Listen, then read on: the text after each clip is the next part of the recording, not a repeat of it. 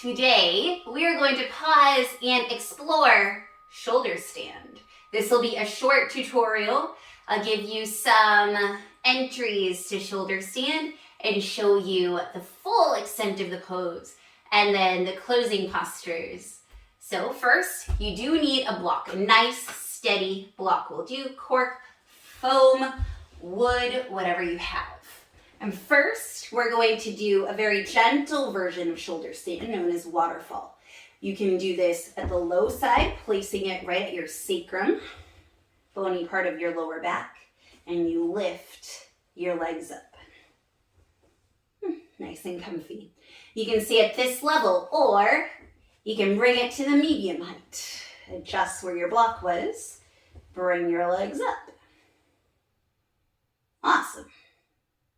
You can stay here, or there's always options. You can go to the highest setting. Bring your legs up only if you feel secure.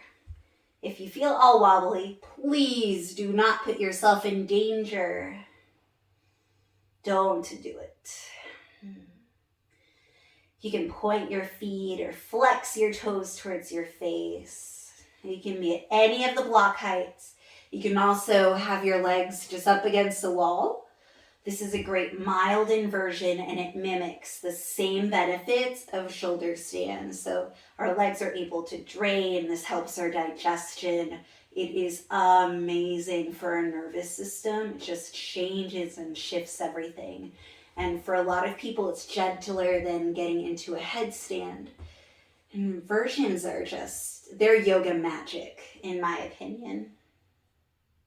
All right, so bring your feet down, press into your heels, take the block out from underneath.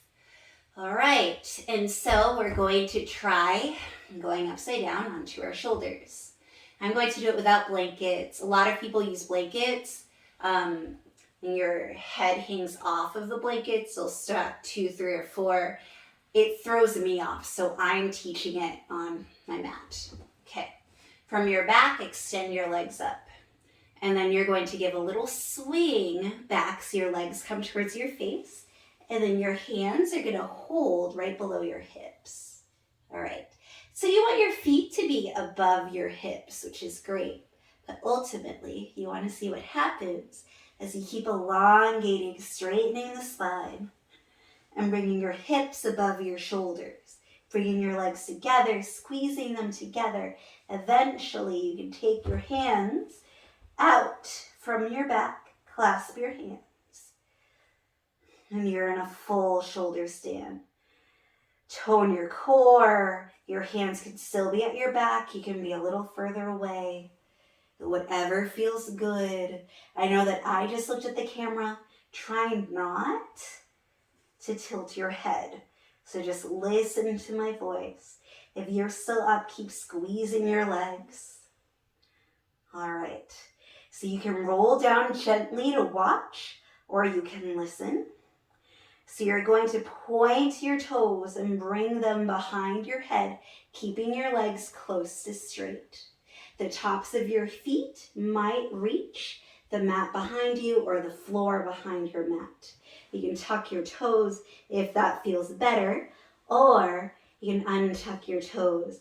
This is called Halasana plow pose. So you take a few breaths here.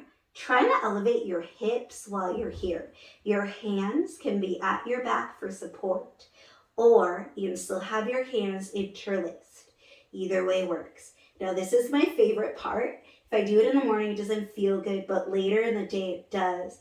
This is called deaf man's pose because you're going to put your knees to either side of your ears and you're going to squeeze.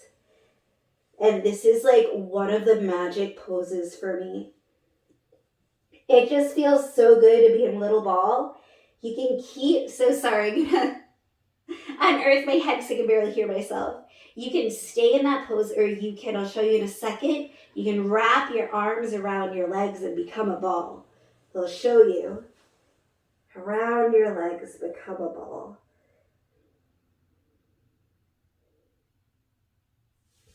And then there is another little like trickety trick that you can do if you can get into a lotus. Now it's just fun, right? And then you can tuck your hands from underneath and do a little prayer situation or hug your legs. All right, but from Deaf Man's Pose, I love to play in shoulder stand. Make your arms into a runway and the plane is going to land down in between the arms. Whew. And then bring your feet to the outsides of your mat, knees coming together. Take a few breaths here. You really want to allow the spine to settle, to neutralize. The shoulder stands end up being a really deep forward fold as well as an inversion. And so it's really good for relaxing. Doing them before bed feels excellent. Sometimes people do it in bed. It's a pose that once you're able to do it just feels so nice. And if you can't, that's fine. If you can, great. Something you want to work towards, awesome. All right, hug your knees into your chest, rock and roll. Coming up to a seat. Oh, I feel nice and chill now. I love that. All right, so I am so happy that you practiced yoga with me today, that you paused to get into your shoulder stand.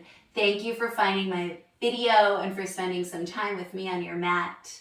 I hope that you subscribe and like and share. Have a beautiful day.